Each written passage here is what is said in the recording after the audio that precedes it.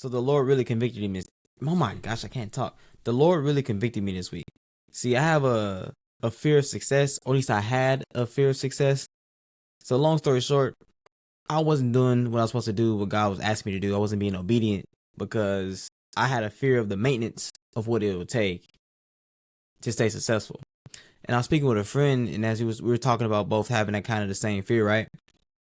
The Lord kind of spoke to me. He was like, "Yo, not kind of." He did very sternly and firmly. He was like, "So how can you be afraid of the maintenance of success if you don't even know what the maintenance even looks like?"